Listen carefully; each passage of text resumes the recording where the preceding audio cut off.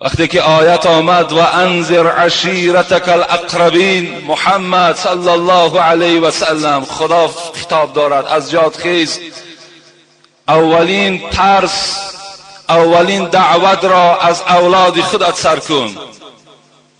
وقتی حبیب خدا فریاد زد، تمام خویشاوندها را وقتی جمع کرد، به آنها گفت اگر من گویم که از پس این کوه یک گروه ملائکه های هستند که اگر ذره اشاره کنم تمام مردم مکه را نابود میگرداند، باور میکنید یا نه؟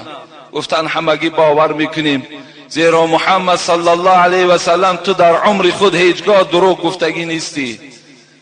گو مبادای این گونه که باشد، من امروز پیغمبر هستم، من هر کدام شما را از خدا بیم میدهم، ترس میدهم، ترک کنید این بت‌ها و این اله‌هایی که میپرستید، به سوی خدا یگانه برگردید. همین ابولهب، همین عمک پیغمبر، همین دشمنی سرسخت از جای خود خیز چی گفت؟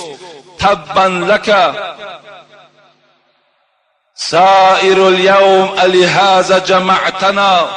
ای محمد، هلاک شوی تو، این روزی دراز ما را جمع کردی برای همین یک سخنی که تو پیغمبر شدی. انا همین دشمنی سرسخت گفت، نازل شد تبت یدا. انا همین دشمنی سرسخت کنیزی داشت به نام سویبه. وقتی میگوید محمد صلی الله علیه و سلم به دنیا آمد، روز دوشنبه بود،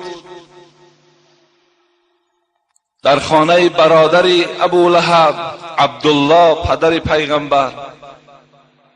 سویبه که کنیز ابولهب بود در حال آمد و هدیه و خبر داد ای ابولهب، امروز در خانه برادری تو فرزند تولد شد. ابولهب از کی بودن محمد و چی شدن محمد درک نداشت. خرسند شد که در خاندان برادر من فرزند تولد شد. در حال این سویبه را از کنیز بودن خود خالی گردان، به خاطر که تو یک خوشخبر برای من آوردی. صاحب معراج نبوت میگوید همین ابولهب در خواب دیدن، گفتن حال چگونه هست؟ گفت حالی که من دارم هیچ دوزخی مثل من حال ندارد. لیکن همان شب دوشنبه گفت عذاب من کمتر می شود، به خاطر که من از تولد پیغمبر کرده بودم. وقتی که این دشمنی خدا، این دشمنی پیغمبری خدا، عذاب او که کم شود، پس حال ما و شما آدمای موحد و دوستدارهای پیغمبر چند قدر بلند باشد، خودتان قضاوت کنید. لا یؤمن احدکم حتی اکون احب الیه من ولده و والده و الناس اجمعین. رواه مسلم. پیغمبر خدا میگوید ایمان شما ای امتان من کامل نیست، ایمان شما مستحکم نیست تا زمانی که اگر مرا از فرزندهاتان، مرا از پدر و مادرتان، مرا از تمام یار و رفیقتان، مرا از تمام آن مالی که دارین دوست ندارین، ایمان شما کامل نیست. زیرا در اصل ما از پیغمبر خدا قرضدار هستیم. زیرا زمان پیغمبر خدا آمد، ما و شما را از اخلاق وحشیانه، ما و شما را از راه گمراهی نجات داد و به این روشنی و به این آبادی و به این بندگی الله ما و شما را آورده رسانید. خدا رحمت کند. حضرت مولوی جنونی میگوید شکست احمد در اینجا صد بت و سنگ. زمان آمد این بت پرستی ها بود، مردم در بیخ بت ها می افتیدن، خدا گفت و را عبادت میکردن. شکست احمد در اینجا صد بت و سنگ، گرفت میدان ز خونی منکران رنگ. که تا اومد موحد شد خداگو، ز بتخانه به مسجد کرده اند رو. ما و شما بتخانه ها را ترک کردیم. این مسجدی که امروز درهای گشاده دارد، این جوانهایی که امروز در بهترین صورت نشستند، همه این طفیل محمد صلی الله علیه و آله و سلم است.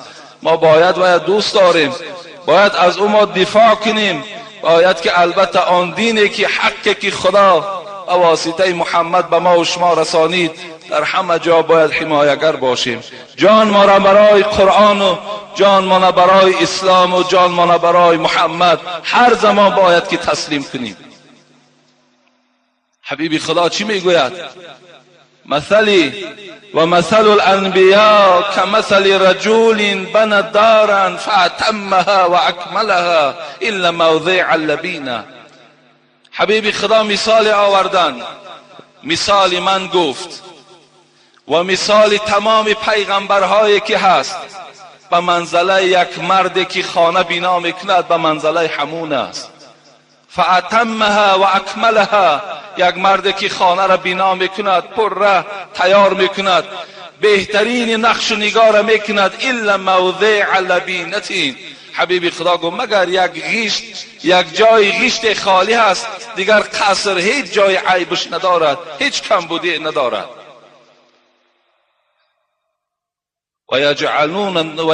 ويجعل الناس يدخلونها ويتعجبون منها لولا موضع اللبینه. پیغمبر خدا گفت بعد مردم میآید این خانه تیار را میدرآیند، اطراف او را نظارت میکنند، افسوس میخورند، لب میگزند از حساب این قدر قصر میگویند زیبا هست، مگر همین جای غیشتی که خالی هست اگر همین پر میشد دیگر در این قصر هیچ گپی نبود، هیچ کمبودی نداشت. پیغمبر چی گفتند؟ فانا موضع اللبینه جئت فختمت الانبیاء. انا همون موضع خالگی غیشت من هستم، آمدم تا که مکمل گردانم همه پیغمبرها را، تا که زینت دهم همه پیغمبرها را. انا همون موضع خالگی من هستم. انا سید ولد آدم یوم القیامه اول من ینشق عنه القبر. حبیب خدا میگه من سردار فرزندهای آدم هستم در روز قیامت. لا فخر، من به این افتخار نمی کنم، این نعمتی هست که خدا فقط بر من داده است. و اولین قبری که در روز قیامت کشاده می شود قبر کیست؟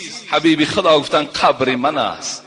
اولین قبری که در روز قیامت کشاده می شود بود تا زنده آن حبیبی ودود، بود تا زنده آن حبیبی ودود، در غم عاصیان امت بود. تا زمان حضرت میگوید زنده بود، حیات داشت، تا 63 سال حیات خودش که 23 سال این در دعوت و پیغمبری گذشت. تا زنده آن حبیبی ودود در غم عاصیان امت بود. وقتی رفتن حبیب آزاده امتی امتی امتی گفته جان داده. حضرت زمانی که از دنیا گذشتن دیگر این سختی جانم حس نکردن و سختی جانم تکیم نکردن، فقط چی گفتن؟ امتی امتی امتی گفته جان دادن. روز رستاخیز شود آغاز، آن روز قیامتی که در پیش است، آن روز وقتی میگوید آغاز می شود، روز رستاخیز شود آغاز. امتی امتی گفته خیزد باز. زمان قبرم که کشاده شود از جاش نه پدر نه مادر نه اولاد نه فرزند. امتی امتی، حال امتی من چی باشد؟ حال امت چی باشد؟ حضرت در دوام چی گفتند؟ وقتی رفتن سختی جان دید، گفت ای پروردگار عرشی مجید، سختی جان این چنین باشد، امتانم مطیق این باشد. وقتی حضرت میگوید سختی جان دیدن، چگونه که خود دعا میکردن اللهم اعینی علی سکرات الموت و غمرات الموت. زمانهایی که بیمار بود حبیب خدا دعا میکرد پروردگارا برای کندن جان من، برای این سختی هایی که در جان کندن است، برای حبیبت آسان بگردان. وقتی میگوید همین حالت شد، وقتی که این حالتی وزنی که بالاش آمد و پروردگار چی گفت؟ ای پروردگار عرشی مجید، سختی جان این چونین باشد، امتانم مطیقی این باشد. من که این سختی جان با این قدر و قیمتی خود که کشیدم، تمام امتی من این سختی جان می کشد. از این خاطر از درگاه تو چی طلب دارم؟ سختی جان امتان من، بدهی جمله را به جان من.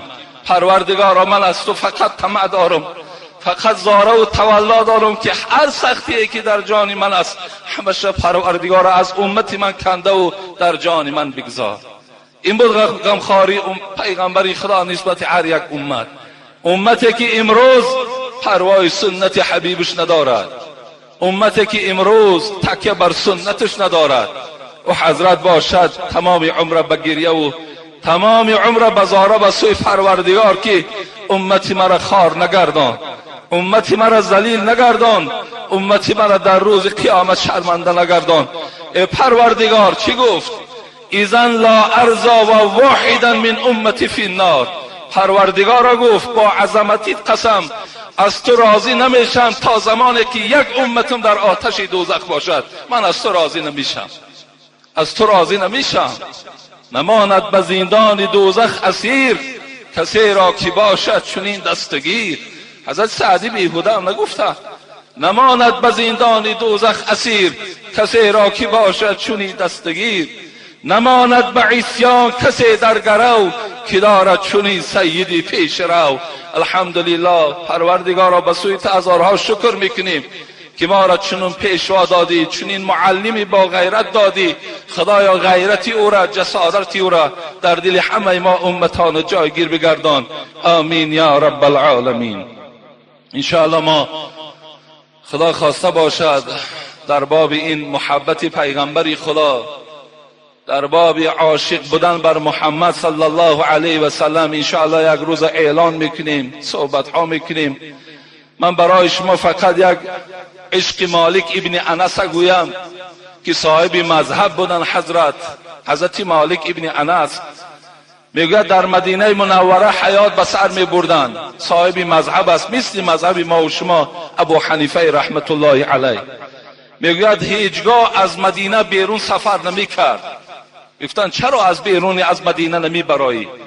میگفت میترسم که اگر بیرون مدینه روم، شاید که خداوند جان مرا بیرون از مدینه گیرد، من از پهلوی پیغمبری خدا محروم شوم، از شهر پیغمبری خدا محروم شوم.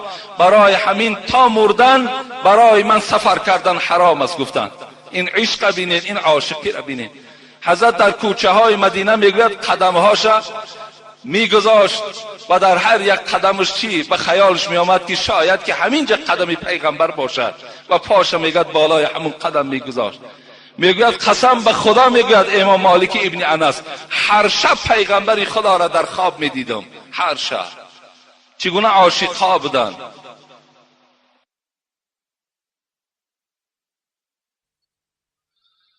ای الله.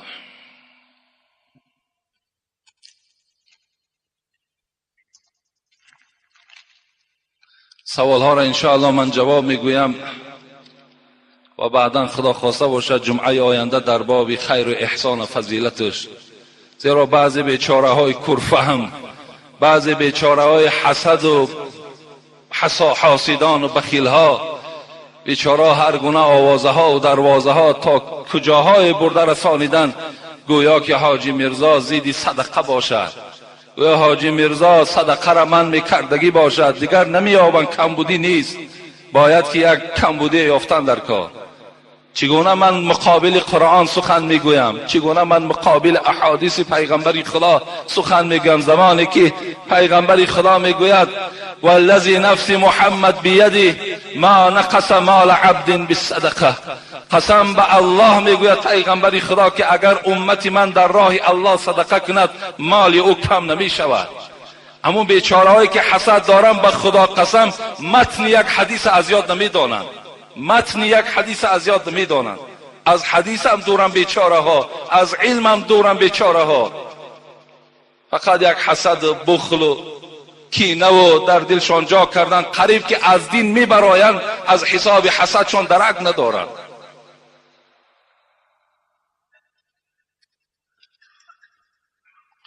بسم الله الرحمن الرحیم. این برادر الحال ما را سوال کردن، من سوالهای تعجیلی بوده است. محترم داملا، دختری بیراهگردی را خواستم به زنی بگیرم و او را از این راه باز دارم، ولی با این آیت قرآنی وا خوردم که مرا در اندیشه واگذار. مرد زیناکار و مشرک نکاح نمی کند مگر زنی زیناکار و مشرک را، که این کار بر مؤمنان حرام کرده شده است. این آیت برادر عزیز از آیت سوم سوره نور است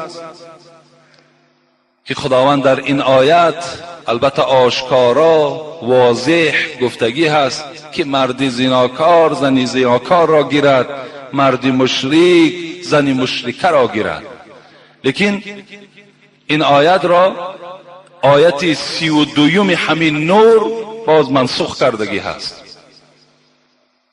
برای همین شما می توانید که به آیت 32 همین چیکار کنید؟ نظارت کنید. انا آیت 32 آیت این 3 نور را بیکار کردگی هست. حتی از این خاطر نزد احناف، نزد حضرت ابو حنیفه، حتی عباره ها هم است که و حبلا من زنا ولا تطاع حتی تضع، یعنی اگر یک زنی که از زنا هم حامله دار شده باشد، ابو حنیفه روایتش نزد مذهبش از زنا هم که حامله دار شده باشد و یا نکاح کردن درست است. فقط چیکار نمیکند؟ فقط با او خانه‌داری نمیکند تا زمانی که این زنا، این ولد زنا را تولد نکند. از این خاطر یعنی جایز است که اگر یگان زن زناکار هم که شما اگر یک زن بیراه را اگر شما به زنی گیرین تربیه کنین، ان شاء الله این شما ثواب میگیرین. یا اگر جوانی که بینکاح با یک دختر گشتن، خب دختر را حامله دار کردن، انا این جوان می تواند که همین زنی که با او گشتن بینکاح حامله دارش کرده است و هم نکاح کند گیرد، جایز می شود. لیکن برای اینه که نسبش معلوم است الکه، یعنی همون حامل از همین بچه است، معلوم است این می تواند که تا زاییدن همون کودک با این زن چیکار کند؟ خانه‌داری کردن گیرد. لیکن این فرزند ولد زنا داد، ولد زنا حکم کرده میشه، زیرا که در بین اینها نکاح وجود نداشت.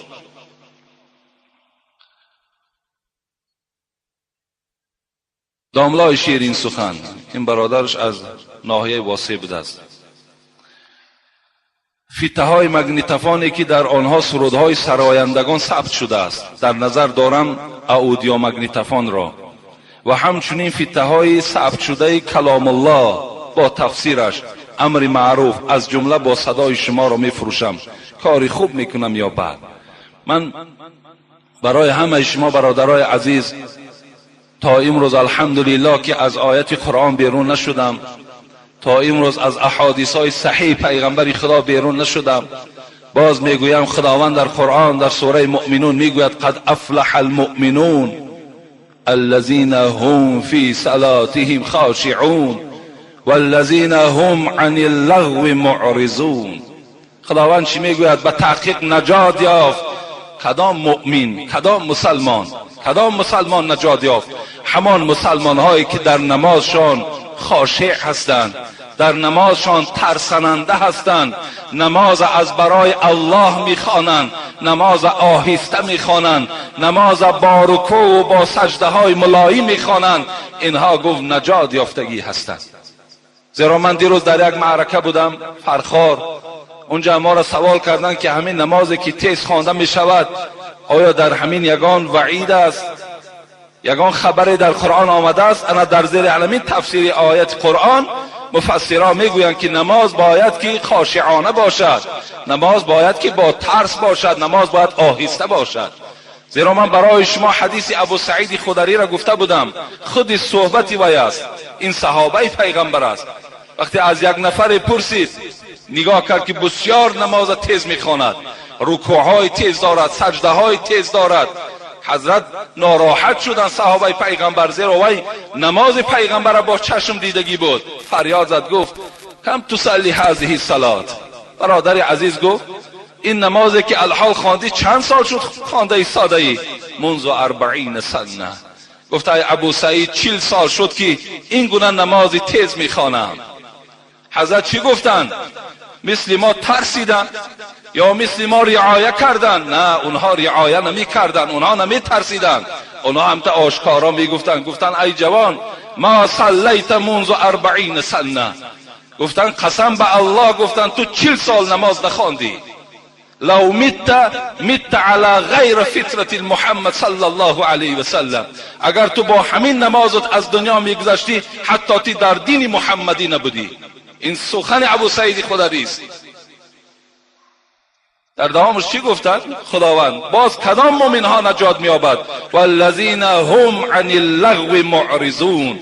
آن مؤمن هایی که از شنیدن سخنهای لغو، سخنهای بیهوده پناه طلب کردن، اینها در نزد خدا نجات می‌یابند.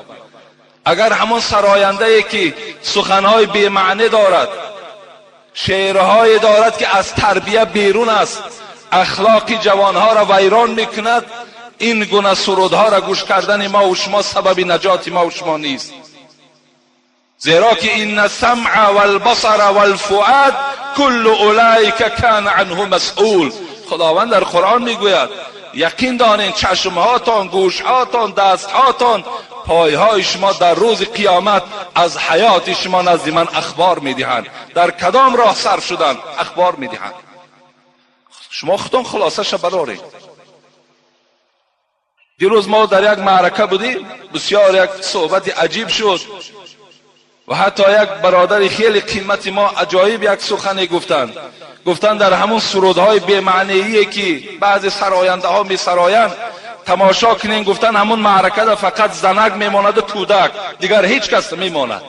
موی سفیدای عاقل هیچ کس نمیبینی، آدمای اهل خیرت در اون معرکه نمیبینی. شما میرا مشاهده کردی خودتان.